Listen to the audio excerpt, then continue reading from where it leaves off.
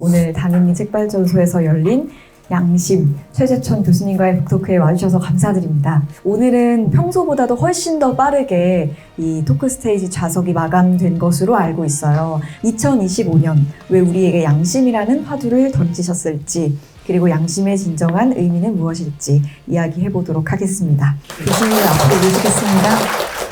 이번 책인 양심이라는 화두를 던지셨는데 양심이라는 주제를 정하신 이유가 있을까요? 솔직하게 답변하면 제가 정한 게 아니고요. 네, 우리 제작진이 정해서 이거 할까요? 그래서 뭐 저야 그럴까요? 뭐 그러고 이제 한 건데요. 사실은 조금 찔렸어요. 감히 양심이라는 책을 낼 수 있을까? 마치 나는 굉장히 양심적인 것처럼 책을 낸 것 같은 느낌이 들 거 아니에요. 저는 이제 책의 서문에 부사 세 개를 이렇게 이었거든요. 네. 차마 어쩌지 못해서 어차피 당할 거면 차라리 그냥 화끈하게 해보자. 숨다가 차마 더는 못 참겠다.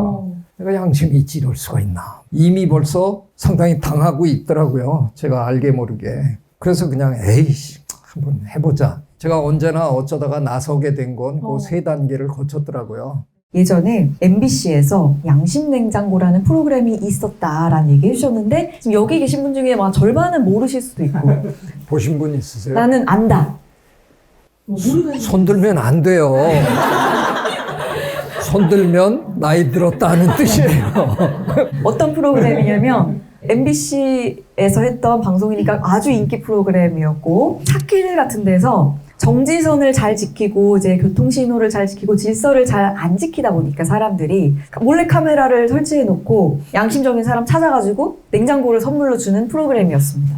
근데 이해 안 되시죠? 왜냐하면 요즘에 우리 서울 시내에서 정지선 안 지키는 차 거의 못 보시죠? 어느덧 우리 국민의 마음속에 그 정도는 지키는 그런 사람들이 된 것 같아요. 그러면 사회가 좀 양심적이어진 걸까요? 글쎄 그거를 이제 양심의 잣대로 만약에 분석을 한다 그러면 그 부분은 양심적이 됐다고 저도 평가할 수 있는데 그 행위 자체만 놓고 좀 얘기하기는 조금 어려워요. 그런데 저는 그거를 오히려 이런 방향으로는 보고 싶어요. 그게 워낙 인기 있는 프로그램이었으니까 TV에서 그런 걸 여러 차례 얘기를 했다는 게 자꾸 우리가 얘기하면 바뀔 수 있다는 걸 보여준 게 아닌가. 근데 그때만 해도 진짜 교수님이 처음 해주신 말씀처럼 양심이라는 말이 되게 흔했었고 하다못해 대표 예능에서 양심적인 사람을 찾고자 하는 프로그램이 유행을 했던 건데 아마 이제 지금 우리가 되게 양심을 찾는 어떤 그런 콘텐츠를 만든다고 하면은 인기를 얻기가 쉽지는 않을 것 같아요. 오히려. 그래서 생각해보면 왜 우리는 그때 양심을 중요시했나. 어떻게 보면 저는 양심이란 과정을 보는 거라고 생각하는데 예전에는 양심적으로 돈을 버는 사람을 좀 칭송하는 경향이 있었던 것 같은데 요즘은 되게 나 코인 대박 났어. 그러면 부러워하는 거잖아요. 코인이 뭐 양심적이지 않다는 건 아닙니다. 그러니까 과정에 관심이 별로 없다는 생각을 하는 건데 우리는 언제부터 양심에 대한 관심이 좀 없어졌을까요? 글쎄요, 언제 그렇게 됐는지를 뭐 제가 이렇게 꼭 집어서 얘기할 수는 없을 것 같은데요. 하여간 어느 순간부터는 양심이란 단어가 사라진 거죠. 그 얘기는 뭐냐? 양심을 굳이 운운할 필요가 없는 사회가 됐다는 거죠. 양심적이지 않아도 사는데 전혀 지장이 없거나 아니면 오히려 양심적이지 않은 게 사는데 훨씬 도움이 되거나 말씀하신 대로 과정은 별로 중요하지 않고 결과적으로 내가 돈을 많이 벌면 나는 갑자기 주변 사람들이 우러러보는 사람이 그냥 되는 그런 이상한 사회가 돼가는 건 아닐까 하는 걱정이 드는 거죠. 교수님께서 양심에 대한 이야기를 하시면서 한강 작가의 소년이 온다의 구절을 인용하시며 써 내려가신 글이 있어요. 제가 한번 읽어보도록 하겠습니다. 세상에서 제일 무서운 게 내 안에 깨끗한 무엇, 바로 양심이다. 대한민국 헌법 제19조는 모든 국민은 양심의 자유를 가진다고 명시한다. 우리 헌법이 참 기가 막히더라고요. 읽어보니까. 국민은 양심적으로 살아야 된다라고 헌법에 쓰지 않았고요. 양심의 자유를 지닌다라고 쓴 거예요. 네. 그 얘기는 양심적이지 않아도 된다는 뜻이 수도 있는데 사실 잘 생각해 보면 이게 무서운 거예요. 양심적이어도 되고 비양심적이어도 되는 거죠. 내 마음. 들키지만 않으면 되세요. 네, 옆에 있는 사람들이 내가 비양심적으로 살고 있다는 걸 모르기만 하면 그렇게 살살 살아가도 자유인 거죠. 될지도 몰라요. 실제로 아마 우리 주변에 그렇게 성공적으로 살고 있는 사람들 참 많을 거예요. 자유가 있다는 건 내가 어떤 선택을 하느냐가 내 상황을 바꿀 수 있다는 건데 그렇죠. 좋게 만들 수도 있겠지만 우리들 대부분은 그놈의 자유가 주어지는 바람에 더 내가 힘들어지는 거예요. 차라리 딱 정해주면 얼마나 좋아요. 이런 상황에선 이렇게 해라. 이렇게 그렇죠. 정해져 있으면. 네, 하루에 뭐 한 10가지를 하는데 5번은 비양심적으로 살아도 까짓거 괜찮다. 하루에 뭐. 거짓말 5번 네. 뭐 이렇게 네. 정해져 있으면은 근데 그걸 정해주지 않으니까 그렇죠. 너한테 맡겼다. 저 양심이 네 마음속에 있다. 그러니까 이게 더 무서운 거예요. 세상에 모두를 속일 수 있어요. 우리 주변에는 속이고 사는 사람들 많아요. 제가 보기에. 딱 한 사람 못 속이잖아요. 자기를 못 속인단 말이에요. 그러니까 그것 때문에 계속 불편하다가 어느 날 서는 거죠. 그래서 무서운 것 같다. 그렇게 제가 쓴 겁니다. 저도 어쨌든 작은 가게를 운영하는 입장에서 그런 일들이 있었어요. 예를 들면 일회용품을 줄이자. 내가 환경을 소중히 여기는 마음을 SNS에 쓰고 싶어. 그게 나의 양심인데 그러고 나면은 앞으로 내 일상이 되게 불편해질 것 같은 느낌이 있잖아요. 여러분 아시죠? 제가 만약에 뭐 환경 너무 중요하다 이런 글을 썼다고 해보세요. 어느 날 제가 우연히 텀블러를 갖고 오는 걸 까먹어서 저 사람 봐라. 이렇게 하는 거를 생각하면 용기를 못 내겠는 거예요. 근데 저는 이런 게 누구에게나 있을 거라고 생각을 하거든요. 제작진은 제가 뭘 해도 네 반드시 챙깁니다. 저희 화면에 한 번이라도 일회용품이 저쪽 코너에라도 요만큼 미쳤다. 그러면 이제 댓글에서 난리가 나는 거죠. 그래서 저는 이거 정말 솔직한 고백을 해보는 건데 양심적이지 않고 난 양심적이지 않아 이런 사람들은 오히려 욕을 안 먹어요. 근데 양심의 목소리를 낸 사람은 계속 검열을 받고 조금 실수를 하면 정말 크게 욕을 먹고 막 매도당해요. 정말 위선자 하면서 양심을 말하면 이상하게 좀 더 검열을 당하는 듯한 느낌? 너가 그렇게 양심 있어? 한번 보겠어. 이런 느낌이 있는 것 같아요. 왜 우리가 사회가 그런 생각을 하게 된 건지, 왜 칭찬하는 분위기가 되지 않고, 왜 양심이 있는 사람을 조금 아니 꼽게 보게 된 걸까라는 생각을 하게 됩니다. 그래서 우리가 양심을 자꾸 얘기하다 보면 그런 분위기가 조금 변하지 않을까? 좀 달라지지 않을까? 제가 갑자기 우리 사회를 양심 있는 사회로 만드는 무슨 그런 거대한 캠페인을 할 수 있는 사람은 아니잖아요. 근데 혹시 제가 할 수 있는 일은 양심이란 단어가 부활되게 한번 해볼 수는 없을까? 뭐 그겁니다. 교수님께서 여러 가지 한국 사회의 문제점을 위해 목소리를 높여 오셨는데 그럼에도 불구하고 달라지지 않는 사회를 볼 때 허무함을 느끼시지 않나요? 라는 질문이 있었습니다. 글쎄요, 허무하다는 감정까지 느끼는지는 제가 잘 모르겠는데요. 저도 뭐 지치죠. 좀 기운 빠지고. 근데 제가 태생적으로 되게 긍정적인 사람이에요. 그래서 그런 생각을 잘 안 하는 것 같아요. 그냥 제 마음속에는 아직 안 끝났다. 그게 이제 저는 계속 할 거죠. 될 때까지 아마 할 거다. 그래서 그렇게 포기한 적은 별로 없는 것 같아요. 그래서 이제 계속 하는 거죠. 근데 그런 경우도 있지만 결실을 맺은 경우가 있잖아요. 그게 저한테 주는 힘이라는 건 어마어마합니다. 그 아마 대표적인 게 이제 호주제 얘기였을 텐데 제 아내가 이제 가끔 저한테 주의를 주느라고 호주제가 폐지됐다고 해서 우리 사회가 양성평등 사회가 된 거는 아니다. 그거 착각하지 말아라. 그래서 네, 잘 알겠습니다. 그러고 사는데 그 정도의 착각은 저도 안 하지만 그래도 적어도 제 생각에는 그게 굉장한 계기가 됐을 거라는 네, 것만큼은 충분히 그럴 수 있다고 저도 생각하고, 대한민국 사회가 남녀가 결코 평등해질 것 같지 않은 참 그런 고리타분한 사회였는데, 어떻게 보면 지난 한 20년 굉장히 빠른 속도로 변했잖아요. 그 몇 번의 보람이 있었던 걸 생각하면 아직은 때가 아닌가 보다, 그냥 그렇게 생각하죠.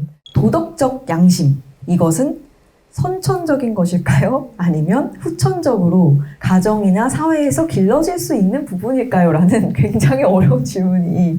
좋은 질문이고요. 제가 공감의 시대라는 책을 번역을 했는데요. 번역하면서 이런 게 있구나 하는 거를 그때 이제 처음 배웠는데, 곤충이나 새나 뭐 파충류나 뭐 양서류 뭐 이런 동물들에게는 공감이 없을 수도 있다는 거예요. 근데 그 책에서 그분이 뭐라고 얘기하냐면, 공감 능력은 적어도 포유를 하면 누구나 다 갖고 태어나는 것 같다. 포유를 하면 어쨌든 동물들도 포함해서. 그렇죠. 네. 근거 중에 하나는 재밌는 실험이 있었는데요. 우리가 실험실에서 실험할 때 쓰는 작은 흰 쥐가 있거든요. 마우스가 요만한. 그걸 한 5마리, 6마리를 한 케이지에다 넣고 기르면서 이제 밥 주고 뭐 이러다가 한 마리씩 따로 케이지에다 넣고 그 중에 한 마리에게만 밥을 주기 시작합니다. 얘가 처음엔 좀 먹다가 네. 옆에 케이지에 있는 자기 친구들이 신음소리를 내기 시작하면 그걸 듣고 난 다음엔 얘가 안 먹어요. 내 친구들이 못 먹는데 내가 참아 먹을 수 있나? 그리고 쥐가 요만한 쥐예요. 생쥐. 걔도 그런 공감 능력이 있다. 근데 인간 중에 그런 거 없는 사람 되게. 프란스 드월의 주장대로 따진다 그러면 아마도 공감 능력은 타고나는 것일 것이다. 그렇지만 사람에 따라 차이가 조금 있는. 그렇죠. 공감의 시대를 제가 번역하면서 번역자 서문에, 옴기니 서문에 제가 제목을 이렇게 뽑았어요. 공감은 길러지는 것이 아니라 무뎌지는 것이다. 근데 우리는 자꾸 사회 분위기나 학교에서 교육을 잘 시키면 공감 능력이 더 늘어날 것처럼 착각하는데 그건 아마 아닐 것 같고요. 타고난 공감 능력을 자꾸 잃어가는 것 같은. 우리 부모님들은 이렇게 늘 얘기하잖아요. 네가 지금 그런 거 생각할 때야 공부나 해, 이놈아. 그렇죠. 그렇잖아요. 네. 그 아이가 뭐 집에 오는데 저기 길고양이가 너무 불쌍해 보였어요. 그래서 뭐 나 쟤 좀 네가 지금 그런 거 할 테니 공부도 못하는 주제에 뭐. 그러니까 우리는 자꾸 무뎌지는 경험을 자꾸 하는 거죠. 그러면 교수님 말씀에 따르면 어느 정도 공감은, 그러니까 양심은 다 타고나는 것인데 우리가 그거를 좀 잃어간다고 하셨잖아요. 그러면 학교나 사회나 뭐 하다못해 양심냉장고 프로그램이나 이 양심이라는 책 같은 후천적인 것들이 그러면 어느 정도 양심을 일깨워 줄 수 있다고 보시는 거죠? 네. 저는 그랬으면 좋겠어요. 우리 교육도 어느덧 뭐 예전에 학교 다니신 분들은 그래도 예전에는 선생님이, 담임 선생님이 어떻게 살아야 되는지 뭐 이런 얘기도 제법 해주셨던 시대가 있는데, 요즘엔 학교 선생님들이 그런 얘기 거의 안 하시잖아요. 그런 얘기 하면 학부모한테 이제 또 공격을 받으시잖아요. 그런 시섭지 않은 얘기 하지 말고 애들 공부나 제대로 가르치라고. 그러니까 이게 학교가 점점 그냥 지식을 전달하는 곳으로 바뀌었잖아요. 가정교육은 그럼 살아있느냐? 가정교육도 이제는 거의 실종된 거 아니에요. 부모도 자기 자식에게 도덕적 훈육을 하기 굉장히 어려운 시대가 돼버렸고, 부모도 하지 않는 걸 학교 선생님들도 이젠 더 이상 손 안 대는 거고요. 적어도 예전에 제가 대학을 다닐 때 우리 교수님들은 공부는 우리 별로 안 시켰어요. 가끔 보면 바둑 두시고 장기 두시고 뭐 교수 연구실에서 그러고 계셨는데, 수업 중에 기억나는 것들은 대학 4년 동안 이렇게 지금도 기억나는 것들은 수업 중에 교수님이 해주신 어떤 얘기, 그런 게 기억에 남거든요. 모름지기 사람이라면 이렇게 살아야 하는 거다. 뭐 그런 얘기를 가끔가다가 이렇게 툭툭 던져주신 게 그게 기억에 남는다고요. 근데 지금 대한민국에서 대학 교수가 그런 짓 하는 분 없어요. 감히 그런 얘기를 맞아. 대학 교수 주제에 학생들에게 한다고 거기다 대고 뭐 너희들은 이렇게 살면 안 된다. 그럼 뭐 벌써 저 강의 평가에 뭐 지가 뭔데 뭐 이렇게 나오는 거죠. 그런 세상은 좀 너무 좀 험악하다는 생각이 들고요. 뭐 굳이 그래서 선생님들이 지나치게 훈육적이어야 된다는 걸 전 얘기하고 싶은 건 전혀 아닌데, 그래도 학교 분위기나 사회 분위기가 적어도 이런 공감 능력, 양심 이런 게 무뎌지지 않도록 그래도 우리가 어느 정도는 노력해야 되는 거 아니냐, 그런 생각하는 거죠. 제가 생각해보니까 저도 막 저희 아이한테 뭐 양심적인 아기가 되라 이렇게 앞으로 하게 될까? 그런 말을 내가 아이한테 너 학교에서 뭐 가장 정직하게 행동을 하고 있어, 뭐 친구들에게 얼마나 잘 하고 있어 같은 것들을 내가 챙기는 부모가 될 수 있을까라고 생각을 해보니까 이 정말 세상이 많이 바뀌었구나라는 걸 좀 너무 직설적으로 하면 재미없는 엄마 그럴 돼요. 수 있죠. 네. 그래서 진짜 바뀌었구나. 그런 걸 많이 묻지도 않고 학교에서도 이렇게 살아야 한다라는 거를 참 가르치는 선생님이 없어지실 수밖에 없는 환경에 처했다라고 생각이 듭니다. 그 교수님처럼 막 맨 앞에 나서가지고 이렇게 할 용기는 없는데 어떻게 하지? 할 때 그러면 적어도 알고 있는 것, 이건 아닌데라고 생각하는 거, 그리고 그런 생각을 포기하지 않는 것이 중요하다. 하나만 더 보태면요. 그런 사람이 많아지면 용기 내기 쉬워질 거 아니에요. 그럼요. 혼자 하기는 겁나는데 주변에 보니까 나랑 비슷하게 지금 느끼는 사람들이 많어. 그러면 우리 같이 한번 네. 뭐 이러면 할 수 있죠. 그럼요. 네.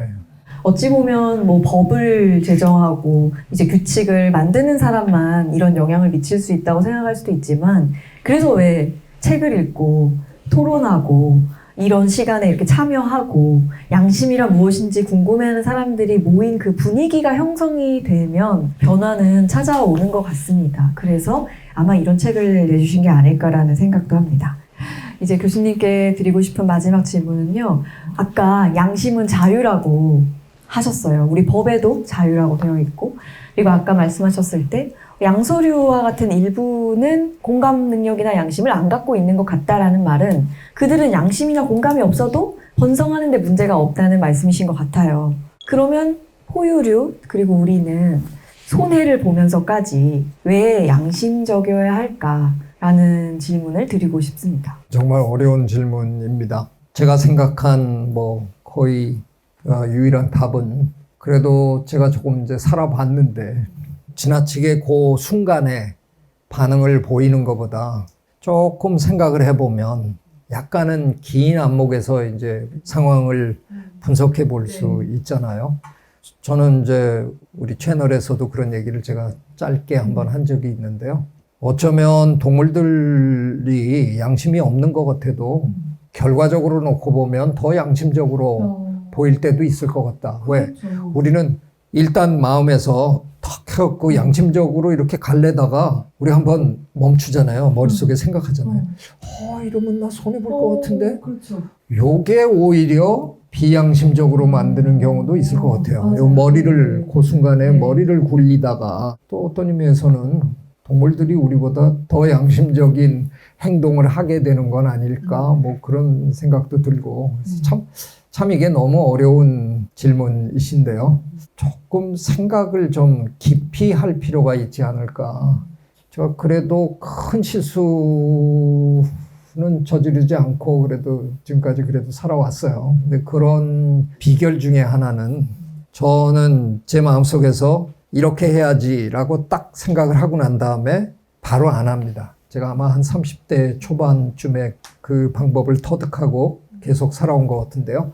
하루나 이틀 묵힙니다.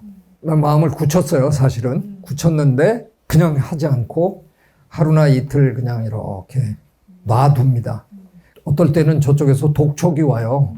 글쎄요, 제가 아직 마음을 정하지 못했어요. 사실은 정했어요. 근데 하루 이틀 묵히다 보면 제가 정한 걸 바꾸게 되는 경우가 참 많아요. 왜냐하면 그때는 계산을 탁 해갖고 이렇게 하면 될 것 같아 그랬는데, 하루 이틀 묵히다 보면 주변 사람들 눈치도 조금 보게 되고 제 상황도 약간 변하는 걸 제가 느끼고, 이거 굳이 내가 이렇게까지, 그런 전략이 제가 큰 실수를 안 하게 하는데 많은 도움이 됐어요. 스스로 저는 그렇게 평가합니다. 제가 그냥 생각한 대로 퍽 했으면 이렇게 좌충우돌을 되게 많이 했을 것 같은데 저랑 이렇게 오랫동안 같이 관계 맺음을 해온 분들은 되게 이제 저를 되게 온화한 사람으로 이해하시거든요. 그래서 몇 수 앞을 이렇게 한번 그 하루 이틀 동안에 해보는 거죠. 관두자. 그렇게 해본들 저 사람만 힘들지 뭐 나한테 남는 것도 없네. 에이.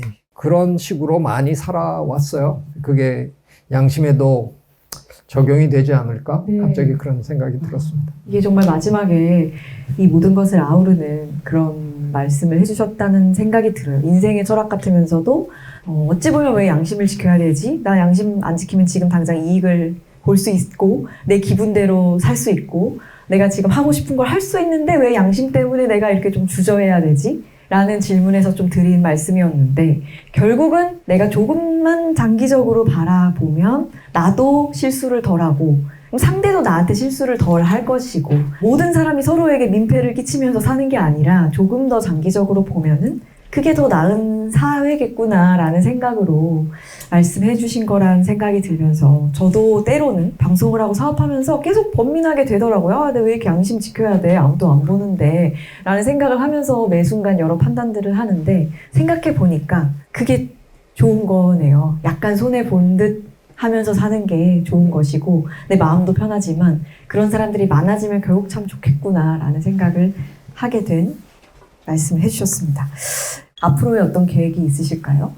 숙론의 장을 한번 펼쳐보고 싶은 저 나름대로의 꿈이 있어요. 네. 저는 미국에서 대학 교수를 하다가 제가 이제 귀국을 했는데 미국의 대학의 많은 수업이 거의 대부분의 수업이 디스커션을 하거든요. 토론을 하는데 한국에 와서 제가 교수로 살면서 단 한 학기도 제가 토론 수업을 안 한 적이 없습니다. 불행은 한 학기도 재미있어 본 적이 없었다는 겁니다. 토론을 재밌게 하는 학생이 없었던 건가요? 우리나라 대학생들은 토론을 못해요. 할 줄을 몰라요. 그래서 숙론이란 책도 내고 대학 밖에서 한번 재밌는 숙론을 경험해보고 싶어서 지금 구상은 하고 있습니다. 여기 찾아주신 관객분들도 사실 대구로 돌아가시면 또 우리가 양심이라는 말을 얼마나 하면서 살겠어요. 또 조금은 내려놓고 평범한 삶을 살겠지만 이 책을 내신 교수님의 마음처럼 우리 어딘가에는 그 양심을 생각하면서 또 25년도 함께 보내봤으면 좋겠다라는 생각을 해봅니다. 오늘 이 시간 양심에 대해서 그리고 우리 삶에 대해서 좋은 이야기를 들려주신 최재청 교수님께 뜨거운 박수 부탁드립니다.